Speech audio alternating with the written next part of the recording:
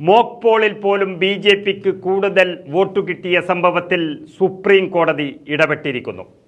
ലോക്സഭാ തെരഞ്ഞെടുപ്പിന് മുന്നോടിയായി കാസർഗോഡ് ലോക്സഭാ മണ്ഡലത്തിൽ നടത്തിയ മോക്ക് പോളിൽ ചെയ്യാത്ത വോട്ടിംഗ് മെഷീൻ ബി.ജെ.പി സ്ഥാനാർത്ഥിയുടെ പേരിൽ രേഖപ്പെടുത്തിയെന്ന പരാതിയിൽ സുപ്രീം കോടതി ഇടപെട്ടതോടെ സംഭവം രാജ്യമറിഞ്ഞിരിക്കുകയാണ്.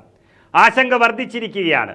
അതോടെ മോക്ക് പോളുമായി ബന്ധപ്പെട്ടുയർന്ന ആക്ഷേപങ്ങളെല്ലാം പരിശോധിക്കാൻ സുപ്രീം കോടതി തെരഞ്ഞെടുപ്പ് കമ്മീഷന് നിർദ്ദേശം നൽകിക്കഴിഞ്ഞു.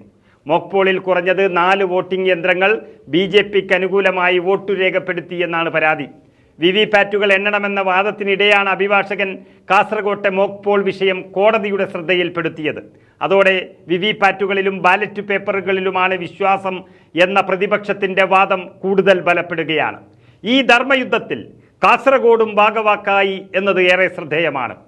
EVM-ൽ കൃത്രിമം നടന്നു എന്നതുമായി ബന്ധപ്പെട്ട് കാസർകോട്ടെ LDF-ന്റെയും UDF-ന്റെയും സ്ഥാനാർത്ഥികളുടെ ഏജന്റുമാർ പരാതി സമർപ്പിച്ചിരുന്നു കലക്ടർക്ക് മുമ്പിൽ.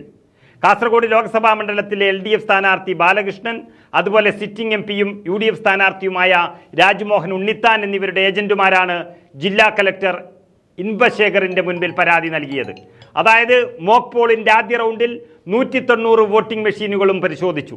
20 മെഷീനുകളാണ് ഒരു സമയം പബ്ലിഷ് ചെയ്തത്.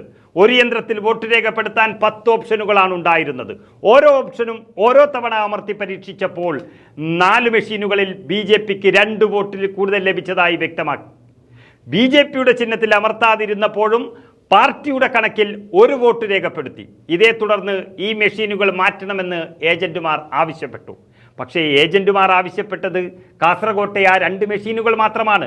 ഈ രാജ്യത്തു തന്നെ ഇതെങ്ങനെ പരിഹാരം കാണുമെന്ന വാദം നടന്നുകൊണ്ടിരിക്കുമ്പോൾ അതിനുള്ള മാർഗങ്ങളാണ് ഇനി ചർച്ചയാവുക.